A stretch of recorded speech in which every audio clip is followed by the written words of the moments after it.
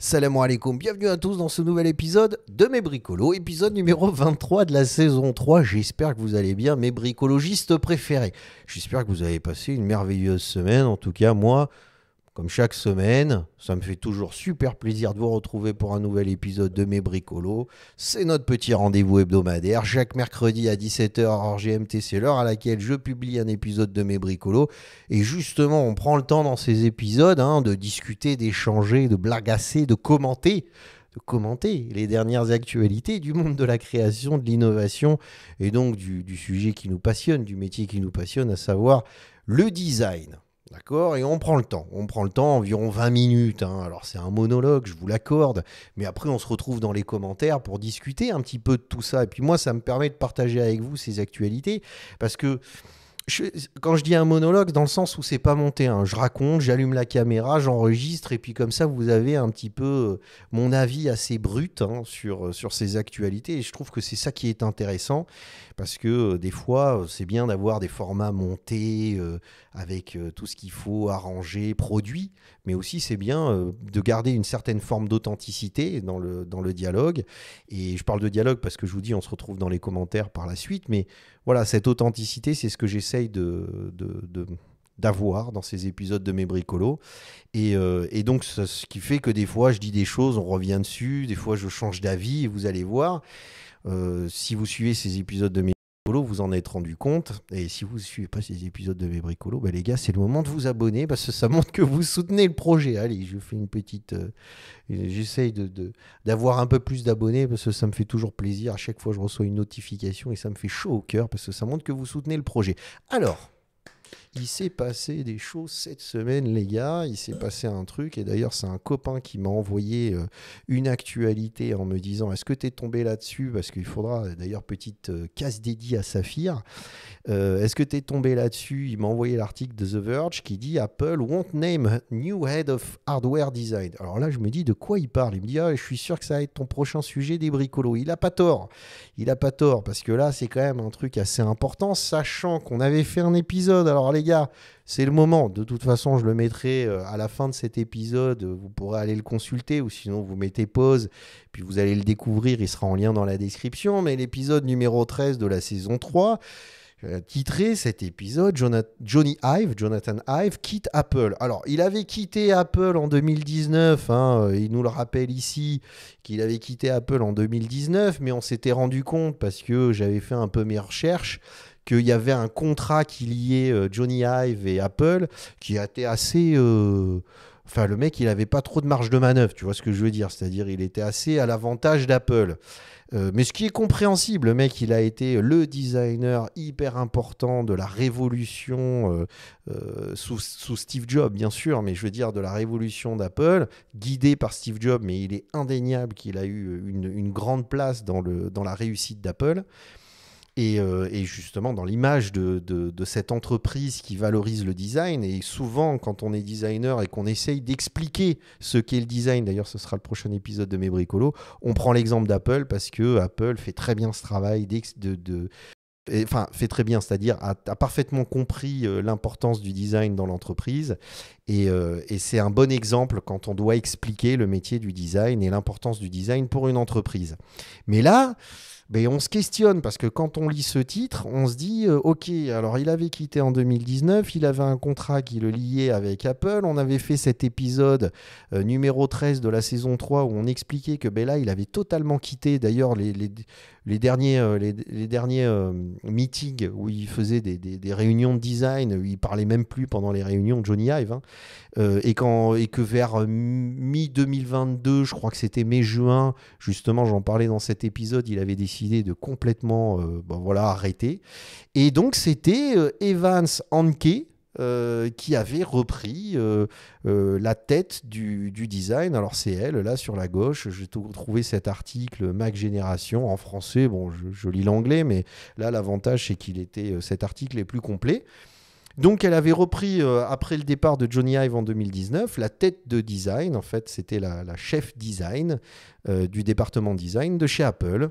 Et donc elle avait été formée sous Johnny Ive, designer importante, qui justement connaissait bien la boîte, donc permettait de garder et de rendre pérenne, si vous voulez, tous ces acquis autour de l'innovation et du design dans cette entreprise. Et là, donc, ce qui se passe, c'est qu'on apprend non seulement que, on se demande, hein, parce qu'il dit Apple ne remplacera pas, et d'ailleurs c'était l'article de The Verge, on l'a vu, hein, ne va pas nommer un nouveau chef de design, et on se dit mais pourquoi d'abord il va le nommer, et on comprend dans l'article qu'en fait Evans, elle s'en va, elle aussi. Donc 6 mois après que Johnny Ive quitte définitivement, alors quand je dis quitte, c'est qu'il avait déjà quitté en 2019, mais son contrat était quand même relativement...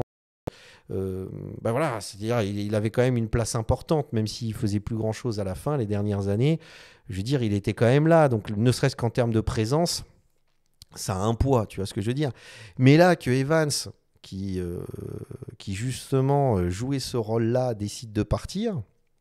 Alors il paraît, il y a plein de rumeurs, elle part parce qu'en fait elle va avoir un poste plus important chez Apple, enfin c'est plein de choses, mais on ne sait pas vraiment ce qui se passe, et ça c'est vraiment un truc que j'ai appris en exerçant ce métier du design et en travaillant pour des grosses entreprises, c'est que on le voit d'un point de vue extérieur, mais ce qui se passe à l'intérieur, on ne sait jamais ce qui se passe à l'intérieur. Et souvent, sur des projets de design ou des situations comme ça, on ne peut pas savoir, on ne peut que spéculer sur pourquoi elle décide de partir, pourquoi il ne remplace pas, il ne remplace pas Evans par un nouveau chef du design chez Apple. Alors, ce qu'ils expliquent dans l'article, qui est très bien fait, hein, ma foi, c'est que en fait, ils n'ont pas trouvé quelqu'un qui aurait les épaules de remplacer Evans dans cette fonction, tout simplement, hein. Et que finalement, ils vont laisser ça à ce type qui s'appelle Jeff Williams, et que vous avez déjà vu certainement si vous suivez les keynotes d'Apple, parce que moi je m'amuse à les suivre parce que c'est toujours intéressant de voir un petit peu l'évolution d'Apple. Et Jeff Williams qui est le chef des opérations. Et le mec, quand même, il bosse sur pas mal de sujets, mais c'est un chef des opérations. C'est-à-dire, il vérifie que entre le moment où une stratégie a été mise en place, que tout soit mis en œuvre justement pour que cette stratégie puisse aboutir. Vous voyez ce que je veux dire? C'est un chef des opérations, c'est un poste très très important, et en plus ils expliquent dans cet article, mais après le mec il travaille sur l'Apple Care, l'ingénierie logicielle et le matériel de l'Apple Watch, le développement Apple dans le domaine de la santé. Enfin, tu vois que le mec, opération au niveau mondial, enfin, tu vois que Jeff Williams, il est partout, le gars. Donc, ça veut dire quoi? Ça veut dire qu'en fait, il connaît très bien la boîte, qu'il est parfaitement au courant de ce qui se passe, qu'il a déjà un rôle, à mon avis, prépondérant, même dans le département design, vu quand tu es chef des opérations, forcément, tu es en lien très direct avec le département design, qu'il a travaillé chez IBM, qu'il est rentré chez Apple en 98. Donc le mec, il est là depuis que Apple est justement à l'arrivée de Steve Jobs, quand il avait tout remis à plat et que Johnny Ive avait dessiné tous les premiers MacBook, iMac, etc. Et que ça avait vraiment secoué le cocotier du monde de l'informatique et des nouvelles technologies. Et donc Jeff Williams était là. Donc tu te dis, bon... Ouais, c'est pas mal. C'est-à-dire, si tu le vois d'un œil extérieur, tu te dis, si Jeff il reprend le flambeau, pourquoi pas? Parce qu'il va travailler avec l'équipe de design. Et puis c'est le chef des opérations, il connaît bien. Puis il a une bonne tête, le Jeff Williams. Moi, je le connais pas, mais il a une bonne tête. Je l'inviterais bien à manger un tagine. Tu vois ce que je veux dire? À boire le thé. Mais tout ça pour dire que on se dit pourquoi pas.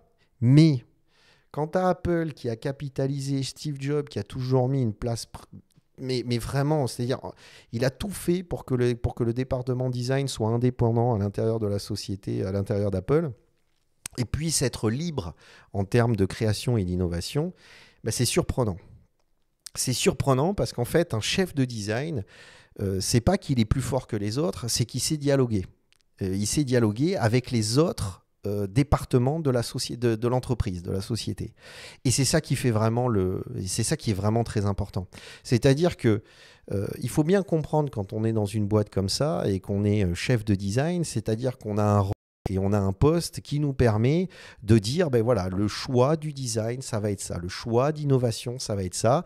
Et que tous les autres départements, qui sont le marketing, la communication, les opérations, le CEO, donc le président, Tim Cook, là en l'occurrence, toutes ces personnes disent, bon, ben, je suis en face du chef de design. Si elle dit ça ou il dit ça, ben, on va suivre ses recommandations. Donc c'est une force, en fait. C'est une force de communication auprès des autres départements. Et là, si on se retrouve avec plus aucun chef de design chez Apple, ben ça veut dire que la communication va se passer différemment parce que les autres sont effectivement des designers et des très bons designers. Il faut savoir que chez Apple, le département design regroupe une vingtaine de personnes et pas plus. Je le sais, hein, me demandez pas pourquoi, mais je le sais. Et bon, en même temps, c'est facile. Hein, dans certains articles, vous pouvez le trouver. Moi, je le savais avant, mais pour plusieurs raisons. Mais ce que je veux dire par là, c'est que ils sont pas plus de 20 les types. Et 20, bon, ben, quand t'es 20, bon, déjà, il faut se mettre d'accord entre nous, tu vois, t'es là, t'es une vingtaine, t'es pas forcément d'accord sur toutes les stratégies de design. Donc, ça veut dire déjà, si t'as pas de chef de design, à un moment donné, t'en as un qui va prendre une décision, qui va signer en bas du papier en disant, ben, moi, je valide ça et on va là-dessus.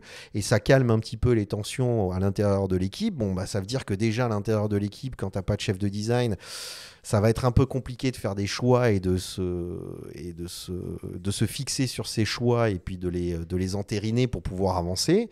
Et puis en plus de ça, quand tu dois communiquer avec les autres départements, ben, tu n'as pas de leader qui va être le porte-parole de cette équipe de design. Et on va se retrouver avec Jeff Williams, aussi sympathique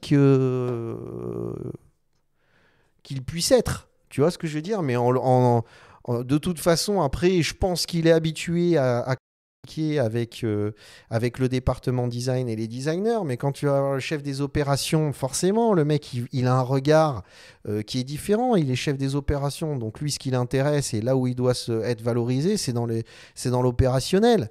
Donc, il va faire des choix de design et il va imposer des stratégies au département design qui ne sont pas forcément adaptées parce qu'il va les voir sous le prisme de son activité et de son département et de ce qu'il fait à l'intérieur d'Apple. Tu vois ce que je veux dire?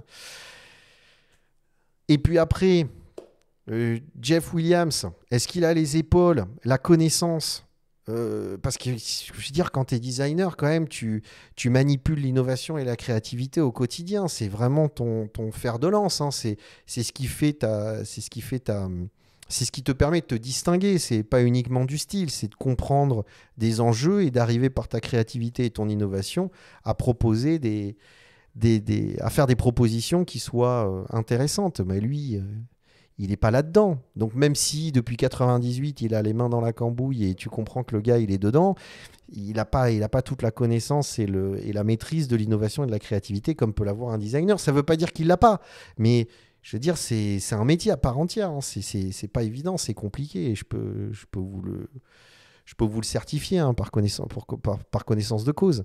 Donc, voilà. Et la grande question, c'est que maintenant, Apple, ça, c'est pas une nouvelle à prendre à la légère parce que ça va forcément avoir un impact sur les prochains produits Apple. Forcément. Et si on n'a pas de chef de design chez Apple, il va se passer quelque chose et le design va certainement être relégué en arrière-plan. Je ne l'espère pas.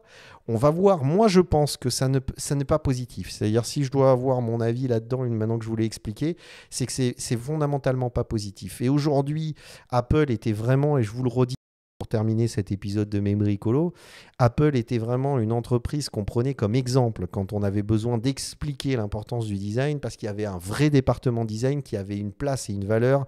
Steve Jobs avait tout fait pour ça. Il y avait une place et une valeur dans l'entreprise qui était énorme. C'est-à-dire quand une décision était prise dans le département design, le marketing s'exécutait, la communication s'exécutait, la stratégie s'exécutait. Et là, ça risque plus d'être le cas. Vous voyez ce que je veux dire? C'est-à-dire c'est plus le département design qui va inspirer le reste de l'entreprise. Je pense pas. Franchement, alors après, je serais ravi que ce soit l'inverse, mais je pense pas que ça va être le cas. Je pense que ça va être très compliqué. Moi qui ai travaillé à l'époque où j'étais à l'ENSI, justement, avec des boîtes et qu'on avait un petit peu ce rôle-là, un chef de design, un directeur de projet avait une place, mais monumentale.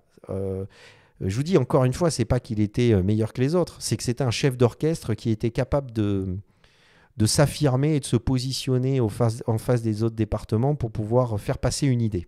Et ça, c'est vraiment quelque chose, voilà, je vous donne une info qui est très importante et qui permet de comprendre un petit peu tout ça. Et si vous êtes une entreprise, pariez sur l'innovation et que vous écoutez ces épisodes de Mes Bricolos, pariez sur l'innovation et la créativité est vraiment très importante, mais il faut pouvoir faire confiance. Et justement, quand on innove et qu'on crée, on ne sait pas l'impact fondamental que ça va avoir. On le sait par la suite. Mais de toute façon, aujourd'hui, et c'est pour ça que c'est intéressant de voir ça, parce que Apple, c'était quand même les leaders dans le domaine du design et de l'innovation. Et que là, on va bien voir. Quand je parle d'innovation, c'est-à-dire usage, fonctionnalité, ergonomie. D'accord ? C'est-à-dire de l'innovation dans le quotidien des utilisateurs. Quand tu prends un iPhone, il est indéniable. Aujourd'hui, ce petit truc-là, il a vraiment révolutionné la façon dont on communique, non seulement avec le téléphone, mais aussi avec les personnes, les individus, parce que ça a complètement changé, ça a complètement modifié. C'était un tout nouveau paradigme, comme disent les gens intelligents. Donc voilà, écoutez, c'est le moment de vous jeter sur la barre des commentaires, c'est le moment de me dire ce que vous en pensez. Est-ce que comme moi, vous pensez que cette nouvelle, c'est pas une nouvelle forcément très positive et très encourageante pour l'avenir d'Apple. Je suis très curieux de voir comment vont être les prochains keynote. Alors, il faut bien comprendre une chose, c'est que Evans, elle part aujourd'hui, mais elle a déjà travaillé et validé les produits qui vont être développés sur les 2-3 prochaines années.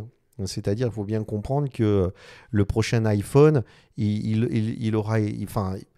C'est Evans, c'est la designer qui était chef de design qui l'a créé. Il ne va pas y avoir de grandes modifications, puisque là, il doit être même en production, en prototypage, validation selon le calendrier. Et ils doivent même être dans les premières étapes de production pour être prêts pour septembre 2023. Donc, en l'occurrence, on s'en rendra compte que dans 2 ans, je pense. 2-3 ans. Mais on pourra se retrouver dans la saison 5 de Mes Bricolos et on se dira, ouais, regarde You, tu en avais parlé il y a 2 ans et en fait ça fonctionne très bien ou au contraire on voit vraiment la différence. Mais je pense qu'il faudra attendre 2 ans pour s'en rendre vraiment compte. Mais quoi qu'il en soit, c'est une actualité très importante. C'est quelque chose que je voulais partager avec vous après tous ces épisodes sur l'intelligence artificielle que j'ai faite. Mais bon, en même temps, c'était un sujet très important. Donc voilà, on se retrouve dans les commentaires. Je vous laisse, alors j'adore faire ça, mais il faut que ça soit dans les 40 dernières secondes de la vidéo. À gauche, à droite, des vidéos vont s'ouvrir. Je vous laisse avec ces épisodes de Mes Bricolos pour les découvrir. Et puis on se retrouve la semaine prochaine pour un nouvel épisode de Mes Bricolos. Pslama à tous et puis à bientôt et passez une merveilleuse semaine, mes bricologues préférés. Ciao.